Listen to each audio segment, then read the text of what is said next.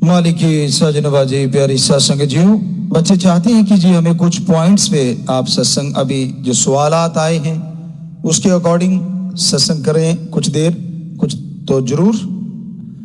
कई कह रहे हैं जी हमें सर्वाइकल बहुत हो जाता है।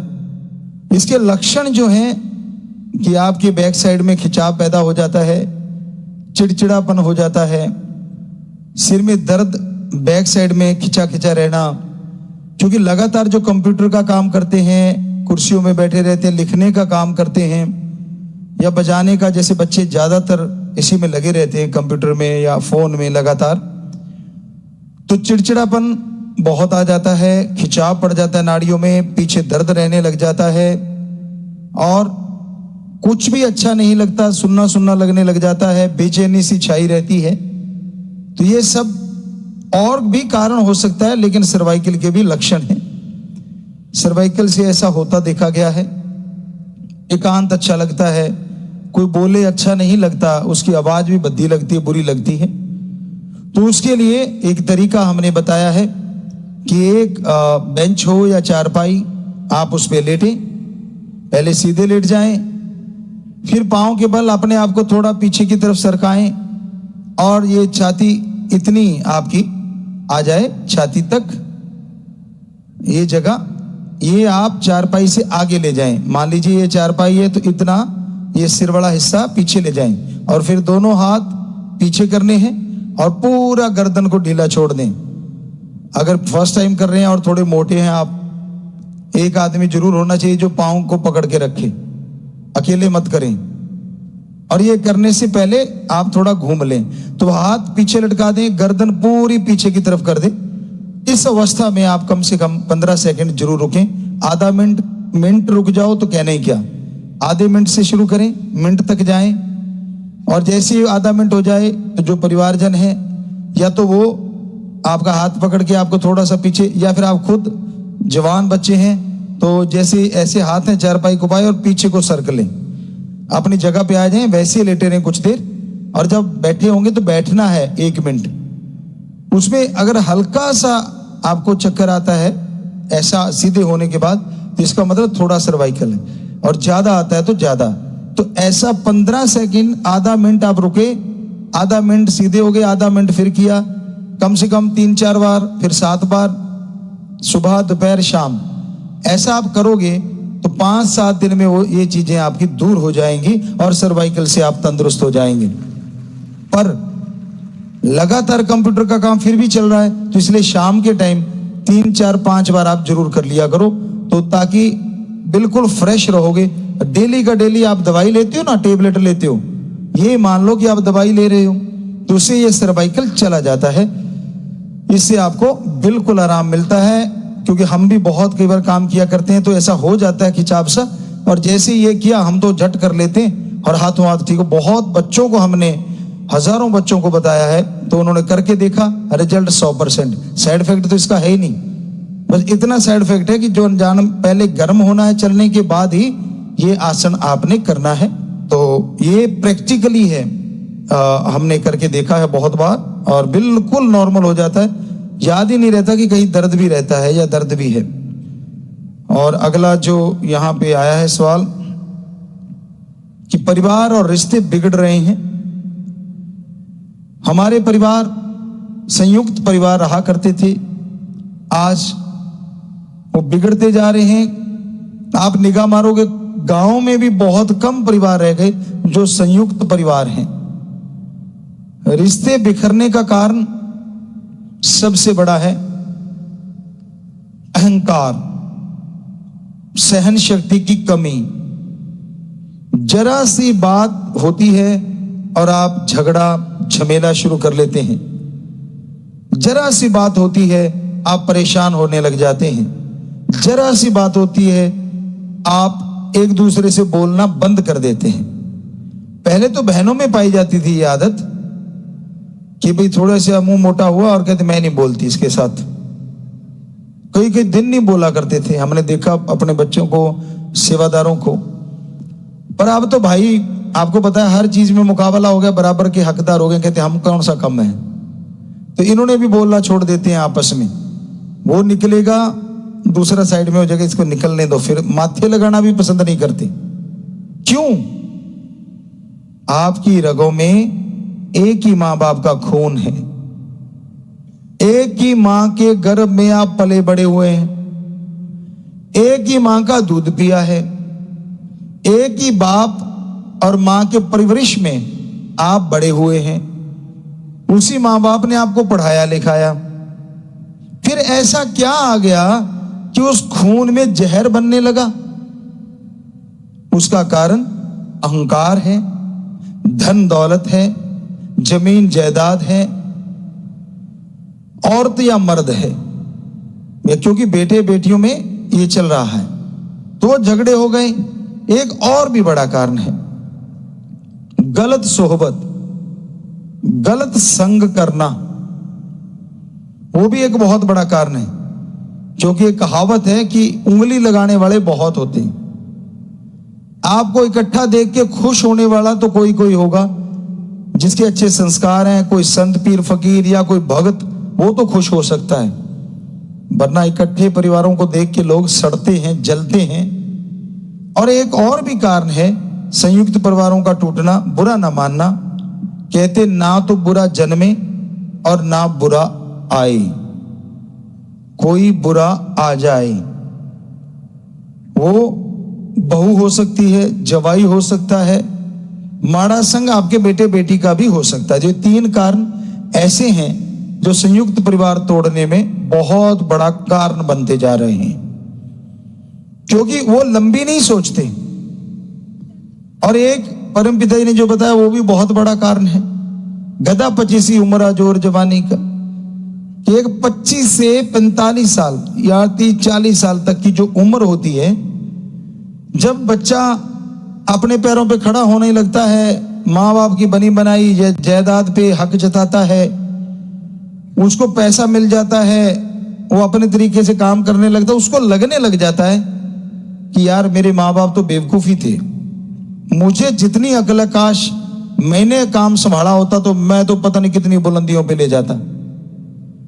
तो यूं करते करते 40 साल 45 साल तक समय की ठोकरें, परिवारजनों की ठोकरें, समाज की ठोकरें जब उसे पड़ती है ना तड़ाक तड़ाक, तो 42-45 साल में जाके सोची आती है, ओहो माँ बाप तो सही किया था, तू ही गलत था। बहुत लोगों को ऐसा एहसास होता होगा, उनके तजर्बे की याद आती होगी कि हाँ उन्होंने हमारे लिए अच्छा ही किया था, बुरा नहीं किया। क्योंकि कोई माँ बाप, सारे तो नहीं कह सकते, पर हमारी संस्कृति के अकॉर्डिंग तो 100%, पर आज समय के अकॉर्डिंग बहुत माँ बाप ऐसे ही हैं हमारी संस्कृति में जो अपने बच्चे का बुरा सोच भी नहीं सकते, करना तो बहुत दूर की बात। पर उन बच्चों को बुरा लगता है कि नहीं नहीं मेरा तो बुरा करेंगे, मेरा तो ऐसा कर देंगे। कारण वो कहते घर ता वस जे पर उंगलां वाले वसन नहीं देंगे। कहने का मतलब कि बच्चे भी सुधर तो जाएं, पर उंगली लगाने वाले इर्द गिर्द ही होते हैं। झूठी अफवाह, झूठी बातें दिलो दिमाग में डाल देते हैं और बच्चे उन पे चल के बस आपस में लड़ना शुरू कर देते हैं और घर परिवार बिखर जाते हैं, तिनकों की तरह बिखर जाते हैं। तो भाई घर परिवार एक होंगे, जरा सोच के देखिए। अगर आप सत्संगी ही बच्चे हैं, राम नाम ओम हरि अल्लाह वाहिगुरु को याद करने वाले हैं, सेवा का भाव रखते हैं आप सभी धर्मों में, जरा सोच के देखिए। मान लीजिए आपके चाचा ताऊ बाप 2-3 भाई हैं, आगे उनके 2-2 बच्चे हो गए तो 6 वो हो गए, 3 वो 9। अब उनमें से अगर 3 बच्चे मानवता की भलाई भी करेंगे बारी बारी से जाके, तो घर के काम धंधे में नुकसान भी नहीं होगा और राम नाम अल्लाह वाहिगुरु की याद में भी आप माला माल रहेंगे। कितना बढ़िया है। शादी में कोई चले गए 2-3 तो बाकी संभाल लेंगे घर को। पहले होता था ऐसा, हमारा कल्चर था, सारे भाई इकट्ठे रहते थे। एक होता था हाड़ी, एक होता था पाड़ी। हाड़ी जो खेतों में हल चलाता था, सारे खेत धंधे का काम वही संभालता था, पाड़ी भैंस वगैरह को, और एक जिम्मेवार जो शहर से सामान लाना, घर के खर्चों का हिसाब किताब रखना, सारे 2-3 भाई अगर होते तो इस तरह से बहुत कमाल का सिस्टम था हमारे समाजों में, हमारे इस संस्कृति में, लेकिन आज खो गया है। तो हम तो यही प्रार्थना करेंगे कि अपने अहंकार को छोड़ो, जरा जरा सी बात को गहराई में ना ले जाया करो। छोटी छोटी बातें होती हैं और उसका बतंगड़ बनाने में आस पड़ोस के लोग काम करते हैं। पंजाबी में एक कहावत आपको कई बार सुनाई है, आज फिर जुबान पे आ गई, लाई लग ना होवे घर वाला ते चंद्रा गवांड ना होवे। ये पुरानी कहावत है, गाने बन गए वो एक अलग बने, बाद में बने, पर ये पुरानी कहावत है। लाई लग किसी के कहने में आने वाला पति या पत्नी नहीं होनी चाहिए, और चंद्रा घमंड ना हो, पड़ोसी गंदा ना हो जो हमेशा उंगली लगाता रहे। जैसे बाहर से कोई आया, पत्नी या पति, तेरा पति तो ऐसे, तेरी पत्नी तो ऐसे, ये ऐसे करती है। पुराने टाइमों में कहते थे दाल सब्जी लेने बहनें आती थी और क्या से क्या बोल जाती थी, बड़ी अजीबोगरी बातें भी बोल देती थी कि भाई तेरा तो पति किसी काम का नहीं, वो तो बेकार है, फलां है, धिंकड़ है। आई है सिर्फ सब्जी लेने और आग लगा के चलती बनी। अब वो जब आते हैं पति महोदय तो शुरू हो जाता है महाभारत। तो इस तरह भाइयों में, आगे बच्चों में झगड़े करवा देते हैं, और छोटा सा अहंकार, छोटी छोटी बातों के लिए आपका ईगो हार्ट होने लगती है और आप अलग हो जाते हैं, झगड़े हो जाते हैं। तो संयुक्त परिवार सुखी परिवार। हमारे अकॉर्डिंग आप राम का, अल्लाह वाहिगुरु का नाम जपा करो, छोटी छोटी बातें इग्नोर मार दिया करो। आप परिवार के बारे में कोई उंगली लगाता है, सारे परिवार के सामने उसको ले आया करो कि भाई ये तू कह रहा था मेरे भाईचारे के बारे में, बोल क्या कह रहा था। तो उसने जो मसाला बनाया सारा ही उड़ जाएगा, और आगे से वो कभी भी आपके सामने आपके भाई परिवार की निंदा नहीं करेगा। तो इस तरह से संयुक्त परिवार आप जरूरी है आज के टाइम में भी, हमेशा के लिए। कई बार होता है, अभी एक अगला जो सवाल आया कि जी कभी कभी आत्महत्या के विचार आने लगते हैं। आज के टाइम में जो नशेड़ी हैं, कर्जाऊ हैं, जिनके सिर पे कर्जा है, या पारिवारिक कलह कलेश है, नौकरी पेशे में कलह कलेश है, खेती बाड़ी में बर्बादी हो गई, तो ये कुछ एक कारण है, वैसे कारण और भी होंगे जिससे आत्महत्या के विचार इंसान के अंदर आने लगते हैं। पहली बात, आत्मघाती महापापी, ये हमारे सभी धर्मों में लिखा हुआ है कि आत्मा का घात करने के लिए तो छोटे छोटे कीड़े मकोड़े नहीं सोचते, वो भी जिंदगी बचाने के लिए लड़ते हैं। और आपको तो सर्वश्रेष्ठ शरीर दिया है प्रभु परमात्मा ने, तो आप क्यों आत्मा का घात करने पे तुले हो। कहता है जी नशा करता हूं, अब नशा मिलता नहीं, मां बाप ने जवाब दे दिया और पैसा खत्म हो गया, जमीनें बिक गई, गाड़ियां बिक गई, सब कुछ बिक गया, अब मरने के अलावा कोई चारा नहीं। गलत। आपके अंदर भगवान जी रहते हैं और आपके अंदर ऐसी विल पावर है कि आप अगर हिम्मत करेंगे और राम के नाम से, नशा भी छूट जाएगा और आत्महत्या के विचार भी बदल जाएंगे। ये सच्चाई है। जिंदगी को कभी भी इतना कमजोर मत बनाइए, अपने आप को मजबूर मत बनाइए और जिंदगी को इतना फालतू मत समझिए। फिर कर्जा हो गया, कर्जाऊ हैं आप और आप लगते हैं कि मैं आत्महत्या कर लूं तो पीछा छूट जाएगा। कैसे भाई? तू घर का मुखिया, तेरे पे डिपेंड तेरे बच्चे, पत्नी, माँ बाप, परिवार, जो भी तेरे पे डिपेंड है, क्योंकि तू मुखिया है। और तू सोचता है कि कर्जा हो गया मैं आत्महत्या कर लूंगा। कौन सा बड़ा तीर मार दिया तूने? ये तो कायरता है, महान कायरता। तू आत्महत्या कर गया और तेरे छोटे छोटे बच्चों को भुगतना पड़ेगा, उनका जो हाल करेगा समाज। सोचा है कभी? किया विचार? दिमाग में आया कुछ? आप निकल लिया कि मैंने मर जाऊं और सारे परिवार को दुखी कर जाऊं। क्या कैसा है तू मुखिया और कैसा है तू इंसान? नहीं भाई, ऐसा मत कर। कोई भी बेटी बेटा हमारा ऐसा सोचता है, राम जी की औलाद, कभी ना सोचो ऐसा, बल्कि डट के सामना करो। कोई भी मुसीबत परेशानी आती है, मुश्किलातें आती हैं, आप हिम्मत करो। हिम्मत करे अगर इंसान तो सहायता करे भगवान, हिम्मते मर्दा मत दे खुदा। आप मेहनत करो, भगवान जी साथ दे देंगे और धीरे धीरे कर्जे उतर जाएंगे। हाथ पे हाथ धर के बैठने से कर्जा नहीं उतरता, गम चिंता टेंशन लेने से कर्जा नहीं उतरता, और आत्महत्या से तो आप परिवार का बुरा हाल करके जाते हैं। महापापी तो वैसे ही बन गया, आत्मघाती महापापी। पीछे जो परिवार छूट गया उसका और बुरा हाल। तो ये तो कभी कल्पना भी नहीं करनी चाहिए। अब पढ़ने वाले बच्चे, नंबर कम आ गए, मां बाप ने कहा था नंबर कम आ गए तो देख लेना। इस पे आपको एक हंसने वाली बात सुनाती है। कहने का मतलब आप टेंशन ना लिया करो। एक बच्चा था, उसके नंबर कम आते थे, तो उसका बाप कहने लगा, ओए अगली बार अगर नंबर कम आए ना या तू फेल हो गया तो मुझे बाप मत कहना। वो चुप रहा। अब रिजल्ट आ गया, उसका बाप बैठा ही था, आया उसके, कहता हाँ क्या हुआ? कहता रमेश जी मैं तो फेल हो गया। क्योंकि उसने कहा था बाप मत कहना, बाप का नाम था रमेश। तो कहता रमेश जी मैं तो फेल हो गया। सो हम ऐसा नहीं कहते कि आप फेल हो जाओ। कहने का मतलब अगर नंबर कम आ गए तो कोई आसमान नहीं नीचे गिर गया। अगली बार फिर सही मेहनत कीजिए, उसको अपने दिल पे लगा लो कि हाँ इस बार कम आए हैं, मेरे बराबर वाले मेरिट पहुंच गए, वो भी गर्भ से जन्मे और मैं भी कोई ऊपर आसमान से नहीं टपका। तो अगली बार एम बना लो, गैरत बना लो, यकीन मानो आपकी भी मेरिट आ जाएगी। आत्महत्या किस चीज का क्या हाल है? मां जिसने गर्भ में रखा उसका क्या दोष है भाई?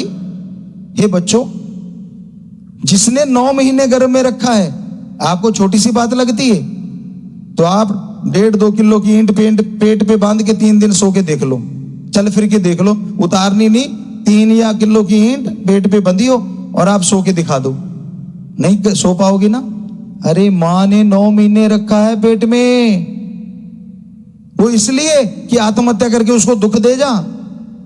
बाप ने परवरिश करी, सपने बुने कि मेरा बेटा बड़ा हो के मेरा ऐसे साथ देगा, ऐसे मुझे खुशियां देगा।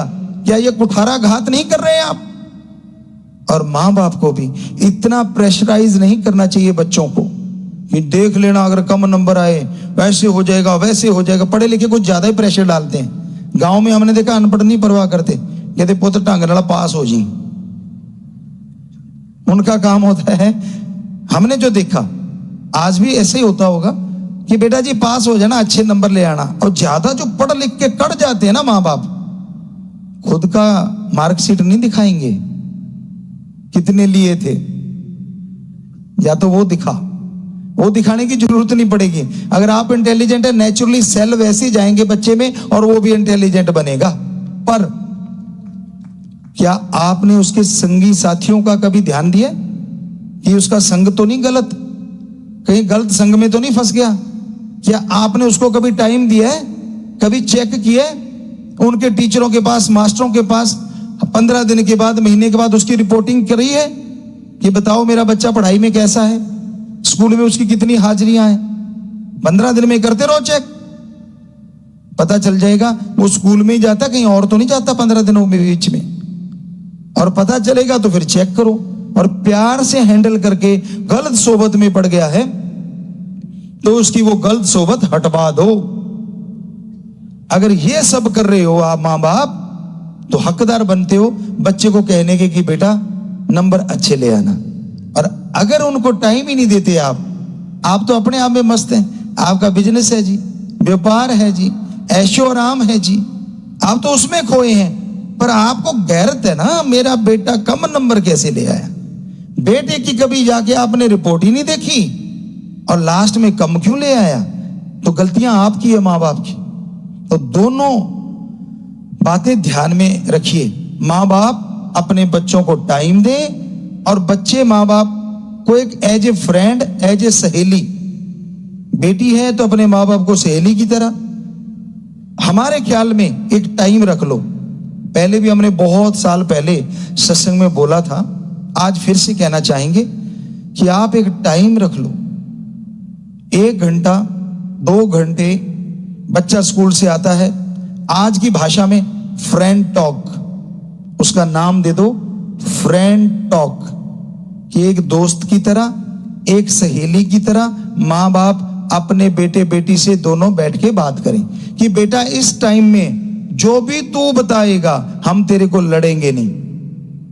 तो 100% बाहर वो दोस्त मित्र नहीं बनाएगा, क्योंकि घर में ही दोस्त मित्र मिल गए और आपको हर बात शेयर करेगा। और जो बात आपको लगे कि ये गलत दिशा में जा रहा है, तो एक फ्रेंड की तरह ही उसको गाइड करके, एक दोस्त की तरह गाइड करके उसे समझा दीजिए और वो आदत छोड़ देगा। लेकिन आप तो जी हिटलरबाजी करते हैं, मेरे से डरता रहना चाहिए। कई तो बच्चे माँ बाप से आंखें नहीं मिलाते, बाप के तो पास ही नहीं आते, यूं लगता वो करंट मार रहा हो। नहीं, ये बिल्कुल गलत है। ठीक है, जब फ्रेंड टॉक करते हैं उसमें जो उसने बताया, बाद में कहीं पीटना मत उस बातों के लिए, अगले दिन फ्रेंड टॉक खत्म हो जाएगी। फ्रेंड टॉक का मतलब उसको उसी तरह से हैंडल करें, बाद में उसका जिक्र नहीं करना 2 घंटे के बाद। तो बच्चा आपको हर चीज बताएगा, स्कूल में, बस में, कहां क्या क्या हुआ और क्या क्या नहीं। वो छोटा है, छोटे होते से ये शुरू कर लोगे, आप तो समझदार है ना, आपको पता चल जाएगा कि कोई बच्चे को गलत दिशा में तो नहीं ले जा रहा। तो यकीन मानो, ये फ्रेंड टॉक अगर शुरू कर लोगे अपने बच्चों के साथ, दोस्ती का एक रिश्ता, माँ बाप तो हैं ही आप, और दोनों बैठ के अपने बेटे बेटी से सारी बातें करें। हर चीज का हल जब माँ से बाप से मिल जाएगा कि भाई इस मुश्किल से निकलेगा ये हल, तो उसको बाहर दोस्ती की उतनी जरूरत नहीं पड़ेगी। पर दोस्त बनाएगा भी तो स्वस्थ दोस्त बनाएगा जो हर समय साथ रहें। तो हमारा काम तो बताना है। तो इस तरह से बच्चे पढ़ाई में भी अच्छे होंगे और आत्महत्या रूपी ये जो बला है ये बच्चों से दूर हो जाएगी। तो कर्जे की बात कही और ये पढ़ाई वाले बच्चों की बात कही। अब बिजनेस व्यापार में लॉस हो जाता है या खेती बाड़ी एकदम तबाह हो जाती है, तो भी कई किसान भाई, बिजनेसमैन आत्महत्या कर जाते हैं। और एक है शक, जो सबसे गंदी चीज है। पति पत्नी में ये बहुत बड़ा जहर है, बिना वजह शक। दृढ़ यकीन होना चाहिए एक दूसरे पे, और कोई दोनों में से एक भी यकीन तोड़े ना। अगर टूट गया तो रिश्ता भी खस्ता हो जाता है, लचकदार हो जाता है, उसमें वो विश्वास नहीं रहता, फिर दोनों आवारागर्दी पे उतर जाते हैं। तो इसलिए आत्महत्या का ना सोचें, रिश्तों को मजबूत और यकीन मजबूत होना चाहिए। किसान की फसल तबाह हो गई, बड़ा दर्द है। 6 महीने मेहनत करता है, क्योंकि हम भी किसान के घर पैदा हुए। बड़ा दर्द होता है जब फसल पकी पकाई हो। एक बार ऐसा ही हुआ था, 84-83 की बात होगी, ध्यान में नहीं हमें, बरसात आ गई, गेहूं की मंडलियां बोलते हैं, ढेरियां लगी होती हैं, जगह जगह काट के लगा देते हैं। अब वो खलियान में लाके रखी, बरसात आ गई, अगले दिन धूप वगैरह निकली, उसको बिखेर दिया, 2 दिन धूप पड़ी, वो सूखने लगी, तीसरे दिन फिर बरसात आ गई, तो बिल्कुल गेहूं काली पड़ गई और बदबू आने लग गई। बहुत मुश्किल से थोड़ी सी गेहूं घर के लिए बची।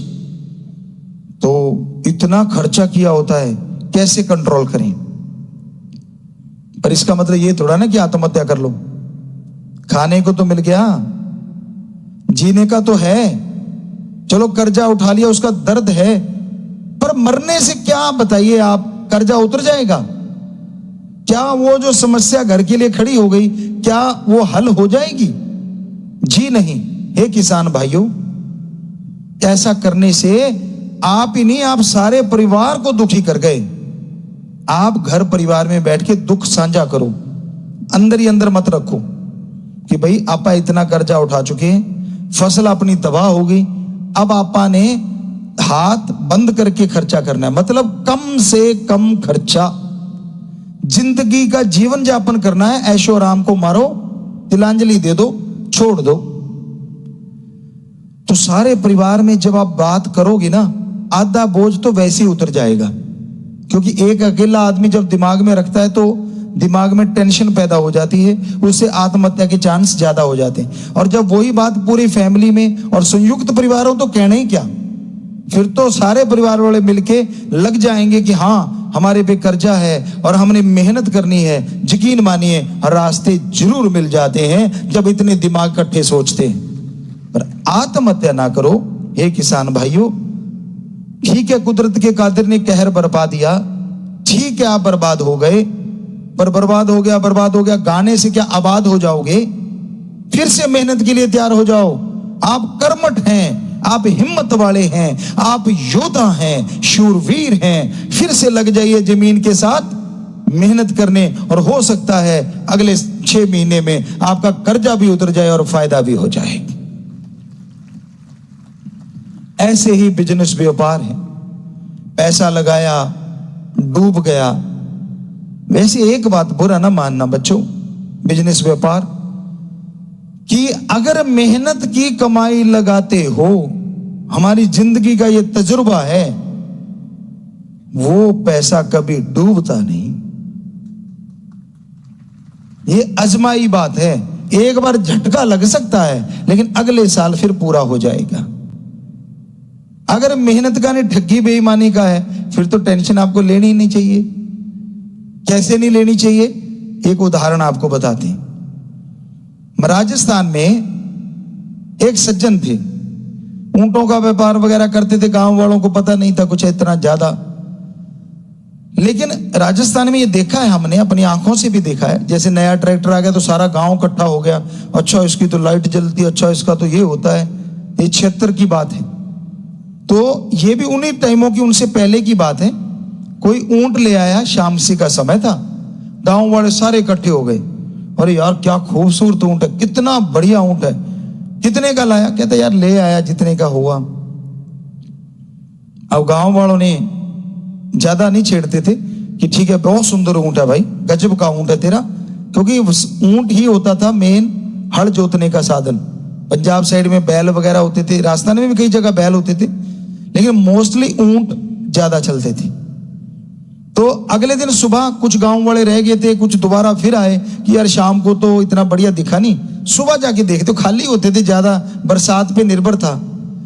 तो फिर आगे घर में देखा तो खाली खूंटा, ऊंट है ही नहीं। अब वो सज्जन बैठा चुप खामोशी सी में, गांव वाले सारे कहते यार ये क्या कर दिया तूने, ऊंट बेच दिया? कहता हाँ। कहता कितने का? कहता लगे मोल दे दिया।